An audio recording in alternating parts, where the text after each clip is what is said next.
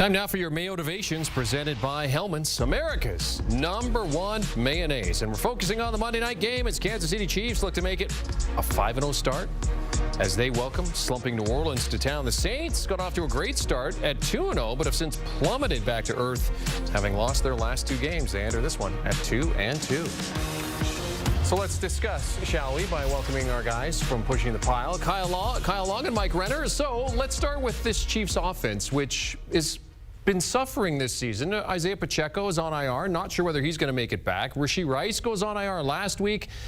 But they still have Patrick Mahomes, and this offense still seems to be able to find a way to tick along. You know, one thing I want to say, and I was telling Mike this, listening to you guys finish your last segment, the Chiefs, they have injuries at key positions, but if you look at the injury report in relation to relative to other teams, it's always shorter. It's because of that training camp Andy Reid and his staff puts his guys through. They're ready for the physical nature of the season, the whole season, but you obviously football, you're going to get some guys injured at key positions. For me, it's got to be Andy Reid, his genius. He's going to dust off the old secret playbook. What are we going to see from Andy Reid to make Patrick dangerous? Again, obviously people have been asking questions about this offense, and you can see there, Rashee Rice, Mecole Hardman are 2 of the guys that I think are important. They're going to be out for this game, questionable Mecole Hardman, but it's going to be this screen game. They're going to rely on that offensive line. They built that offensive line in free agency and in the draft for games like this. You're not always going to have all your favorite targets on the field. How can you take over and dominate the football game? It starts with the middle 3, Joe Thuney, Creed Humphrey, Trey Smith. Those are the 3 guys that'll win you the football game.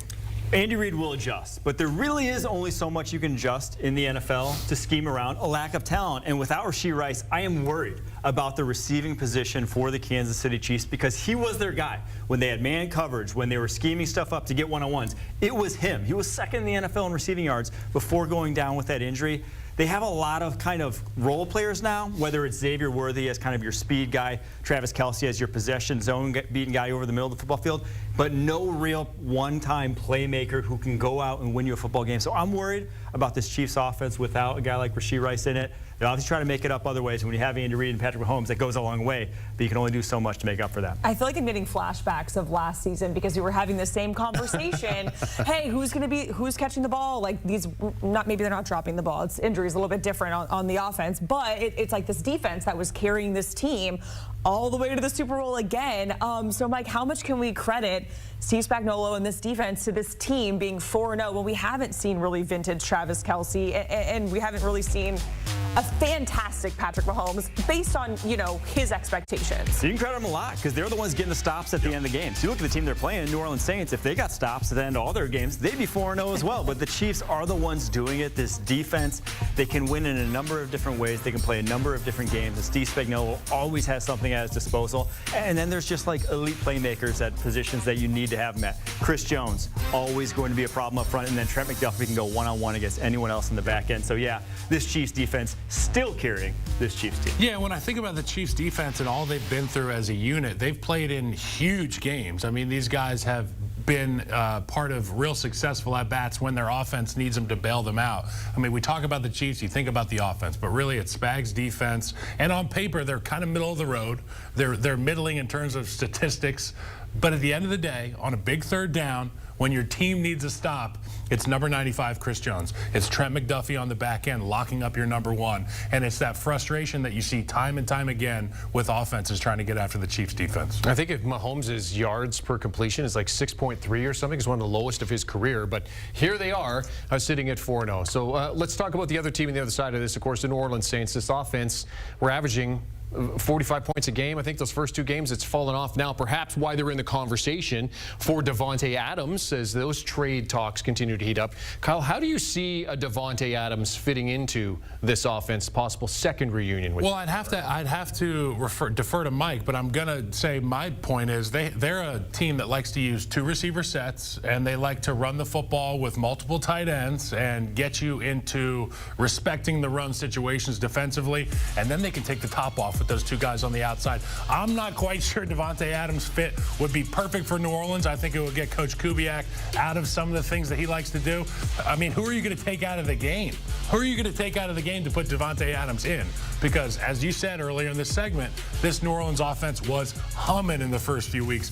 My concern is that they don't have enough targets to go around in that building, and with what they're trying to establish on the ground, it's going to be tough to get a guy like that in. Yeah, I think it's a chicken and the egg situation. Are they running 2 wide receiver sets because they only have 2 wide receivers, or are they running 2 wide receiver sets because that's what they want to do offensively? I think knowing Clint Kubiak and what he's done in the past, I think that's what he wants to do offensively, so I'm not sure there's really a role for Davante Adams. And if you're putting Davante Adams in a role, you're taking a guy like Rashid Shaheed off the football field who's so dynamic in his own right. So, yeah, obviously adding him to the fold, that's going to help anyone, but I'm not sure they make the most sense out of all the suitors in the NFL to give up what the Raiders are going to want. But with the injuries up front, guys, it'll be interesting to see how this Saints offense starts to transition into maybe a more pass-heavy, pass-first offense. The offensive line injuries are stacking up for the Saints team, and I think that's the big matchup against the Chiefs. But when you ask about Davante, if they're going to be throwing the football more and they want more 3 receiver sets, it could be a spot for Davante Adams. Yeah, to your point, Kyle, if we want to see this Saints offense, evolve a little bit, they need to adjust because, like we said, it's like a tale of 2 Saints offenses here. The first 2 games and the last 2 games. What needs to happen for them to adjust and kind of hang with Casey and this defense? Well, they need to be able to establish the running game with guys that they haven't been able to count on up front for the offensive line. And, you know, they've got a center. They've got Ruiz out as well. It's starting to pile up. And this group up front played really well in weeks 1 and 2. That's why we saw the historic start. They were playing bully ball with Fuaga at the left tackle spot, and they were rolling guys off the line of scrimmage. I'm not quite sure they can do that against this Kansas City Chiefs front, so it remains to be seen what kind of first 15, what kind of game plan Clint Kubiak has going into Arrowhead on primetime tonight. Yeah, that drop-off coincides perfectly with the losses of Eric McCoy at center and Cesar Ruiz at right guard. That's where the offense thrived the first 2 weeks, and that's where they've struggled so much to get the run game back on track because it's so important. And I just think he has to adjust, Clint Kubiak does. You know, with 3 backup interior offensive linemen now that it ain't going to work well. It never does. So how do we scheme around that? How do we get more out of these guys?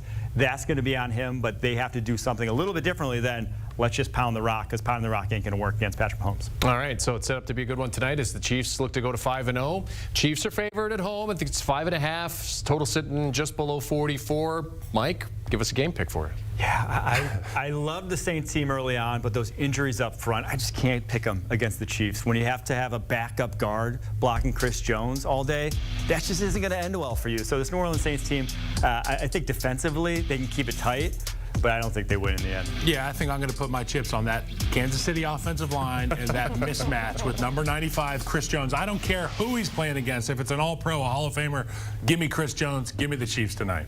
All right, Kyle Long, Mike Renner joining us to discuss Monday Night Football. Our 2 guys from Pushing the Pile. And speaking of that, what's on the latest Pushing the Pile podcast? Yeah, we did our big Sunday recap. Mike dominates. He just tees that thing up and hits it about 400 yards every Monday. And then throughout the week, we talk about all things NFL. So come join us. I think you've got a baseball reference in here. You got a golf reference in here. Come on, baby. Wow, nicely done. Pushing the Pile. Download and follow.